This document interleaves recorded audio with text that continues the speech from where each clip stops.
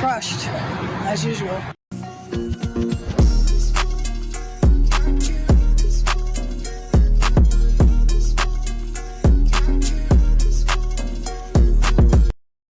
Hi, welcome back to my channel. Today we are going to take a look at one of my favorite TV shows, Nightmare Tenants, Slum Landlords. This show takes place in the United Kingdom and documents landlords and tenants, the good and bad. So without further ado, let's start the show. Couple Simon Mason and Pauline Dillamore bought their first ever buy-to-let property after attending a course on becoming landlords.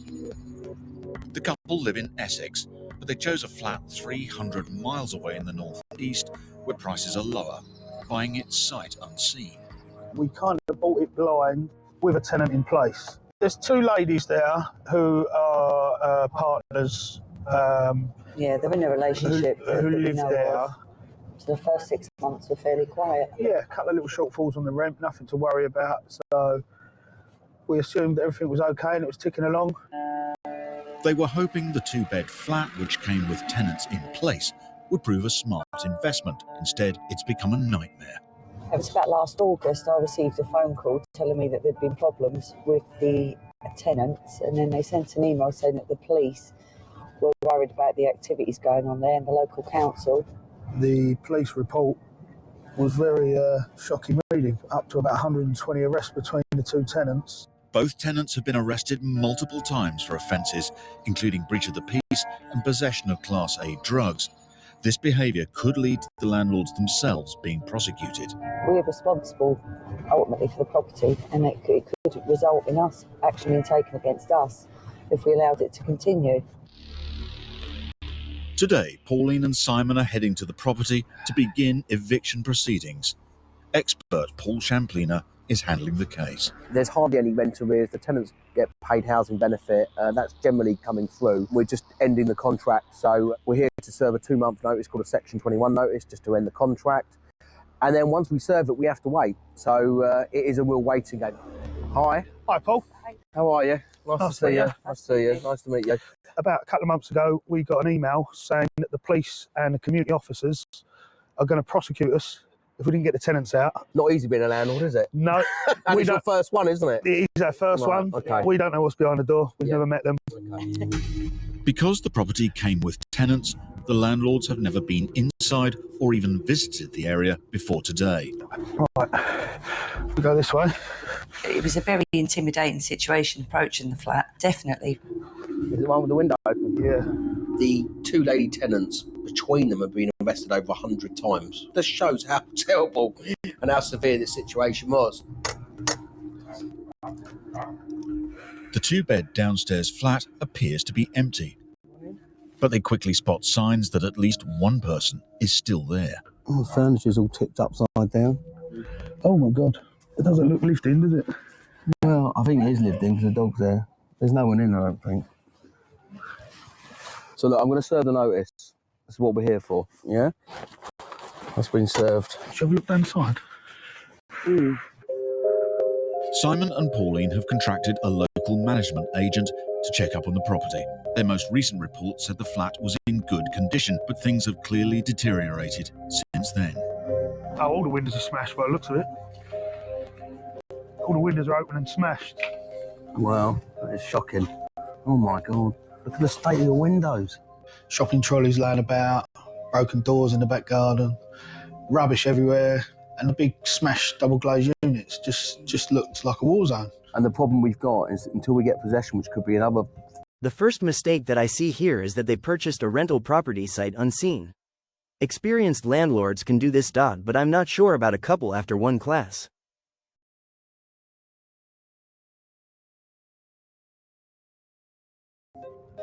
Four, 5, 6 months. Yeah. We don't know what state it's going to be in. That's what you would imagine a squat to look like. Unlived in, unloved, uncared for. I wish we could get your property back straight away, but that's not going to happen. We've got to go through the process. And you seeing how it is now, God knows what it's like inside. I have to prepare you for the worst. With months to wait until they can evict their unruly tenants and get access to their damaged flat, it's going to be a nervous wait for these rookie landlords. Yeah, at this point, the tenants would have to go.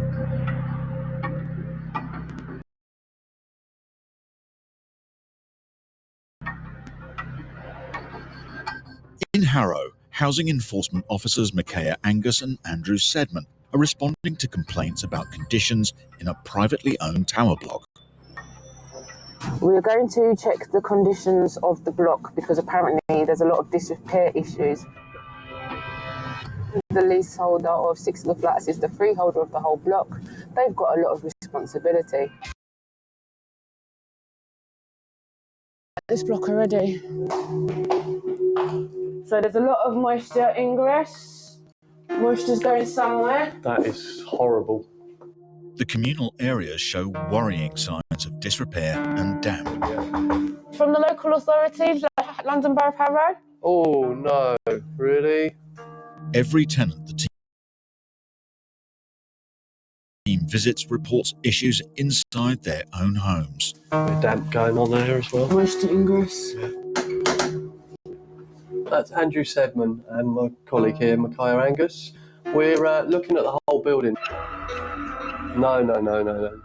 Young mum Katie has been living in the tower block for 7 months. This is not acceptable. Her flat is owned by a private landlord rather than the building's freeholder. But she's also experiencing serious issues. I have mushrooms in there. There's mushrooms even down there still. Oh my God. Every week. Gee whiz. I'm like, you seriously paying to live here? Oh, wow. The wall is actually wet to the touch. This room is a write-off. In the kitchen, it's even worse. Oh, when the leak comes, it comes through my light. Oh man. Yeah. Oh. When it comes down, it literally comes. I've got a video of it coming down like tap water, and I've sent it to him on WhatsApp. God. Oh my God. Keeps blaming the people upstairs. I'm sure the landlords don't live like this at all. Nice worktop, but That's the best thing. I built the kitchen myself. Oh right. Yeah. So you've done the good bits in here, and the rest is just there. Yeah. shoddy workmanship. You said it. My heart went out to her because, you know, she's trying to make a life for her and her child. And you can't really make a life for yourself in that kind of condition. Before moving into the flat, Katie and her daughter were sofa surfing. She's on housing benefit, and many private landlords won't take her. This flat is the only place she could find. What kind of heating have you got in here? Just that? There's no need to cry, darling. All right, okay? Since I was like 16, I've just been living so bad. But before I had her, I was in a hostel. They kicked me out, and then I was sleeping on my friend's sofa, and then I got this. It's okay. I'm gonna get something and get back to the office, okay? She's had to throw away her bed and her child's bed because the bed smelled of damp and mould. I just wanted a home. I just wanted a home for me and my daughter so we could like have a normal life. But I broke my things in here and everything got destroyed. My landlord even recommended that I go back to where I came from, but what, go back to someone's sofa? Oh God, here we go. Outside, Andrew and Micaiah quickly discover one cause of the damp that's affecting Katie and the other flats. We now know why there's so much moisture on this side of the building. Everything's blocked. The water has to go somewhere. It does. The walls are soaking it up very nicely. And everyone's suffering as a result of someone not clearing a simple thing like clearing a drain. Andrew and Micaiah will now contact the tower block's freeholder and individual landlords. They will instruct them to make urgent repairs before the situation deteriorates.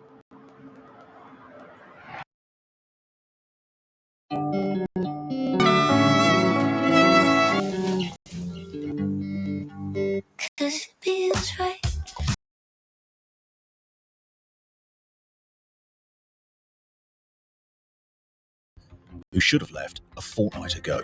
His clients, landlords Simon and Pauline, have received complaints from the police about rows and antisocial behaviour involving the two women living there.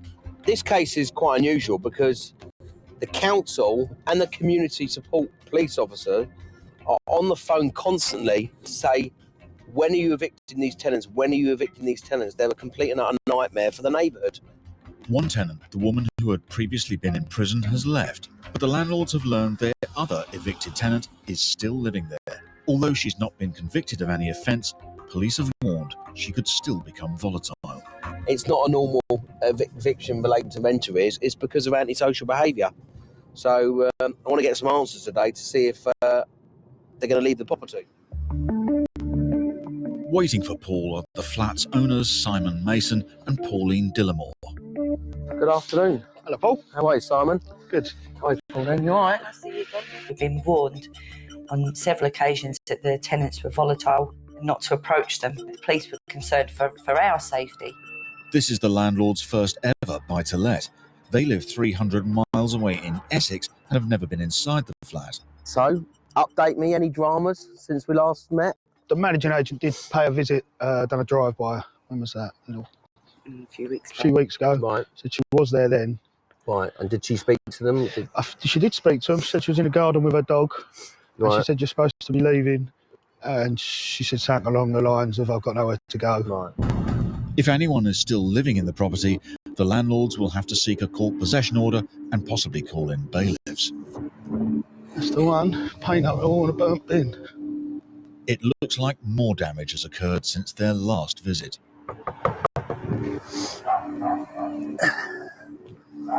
Oh my God, there's like a right cars in there. Look at that. Hi, there's the door. She's in. Hi. Hi there, you Anne-Marie? Yes. Yeah, hello there. I'm with the landlord. I can hear you. Yeah, I'm with the landlord, Simon. I served a notice, didn't I? Yes. You know, an eviction notice, which said that you should have been out a couple of weeks ago. What's the situation? Are you going to be leaving? I'm handing I've got to ring up on Friday. I'll be handing the keys in on Friday. Oh, on Friday? Yes. Okay. This little elderly lady answered the door, and I was a bit shocked. I'd read what supposedly she'd been doing in the police reports and whatever. But when she answered the door, it was like butter wouldn't melt. So have you got somewhere else to go then? I'm going home with my son at the moment. All right, okay, all right. Well, that's good news for the landlord, and there's been obviously loads of antisocial behaviour and damage and stuff like that. Is there any other questions? The damage, the windows that have all been smashed, have they been fixed? No, I wasn't here when that happened. It's been reported to the police. And nobody knows who did it? Well, I've heard nothing back. Because they're smashed from the inside, so it's someone you've let into your house that's No, smashed. they're not smashed from the inside. No, they have been, We saw when we came here last time. If you have a look, if they were smashed from the inside, the window would be out. There's only one panel out on the outside. But you don't know who did the damage, no? I know, I don't. Okay. But I know that the tenants who live upstairs actually seen somebody leave. Did they set fire to the bin as well? Oh, I know nothing about that. You don't know anything about anything, though? About the bin. Okay, all right then. Thank you for your time. Thank you. Bye-bye now. Bye. She said, it's nothing to do with me. I wasn't here. It's not my fault, not my problem. But it isn't her problem, is it? She can just walk away from it. The remaining tenant has promised to leave by the end of the week. Her landlords can only hope she keeps her word and that their property isn't too badly damaged.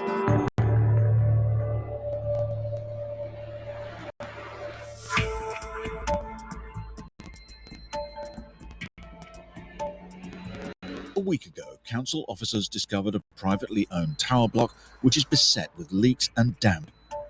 They ordered urgent repairs to take place, but young mum Katie, who rents a flat in the building, is still experiencing problems.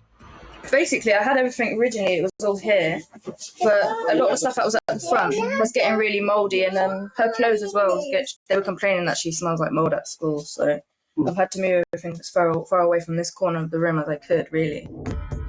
With unsafe electrics and rooms full of mould, Katie is having to keep her daughter in just one room. Oh no! And I've not been able to potty train her because her life is locked in here, if you get what I mean. There's no routine in her life. She doesn't come to the bathroom or anything. I literally stop her from going in that area whatsoever. There's just so much hazards. There's holes in the floor. It's ridiculous. I feel like she's not having a life.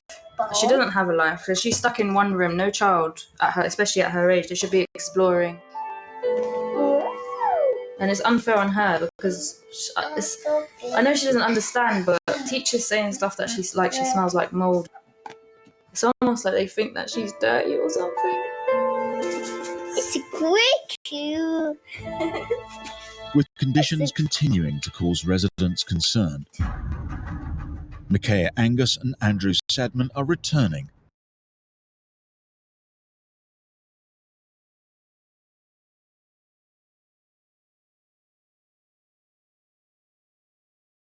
The meters are unregistered. Yeah? So the whole conversion of this property is unregistered? You mean this whole property is basically illegal? Yes. Now you see why we had to come in. It's overcrowded, it's got fire safety risks, it's a dump. Today's raid has given the housing officers vital evidence. Thank you. They believe they now have proof the landlord is renting out several. This video just shows that the person renting is not always the one in the wrong. And if convicted, sometimes it is the landlord. We will delve into the second part of this video tomorrow.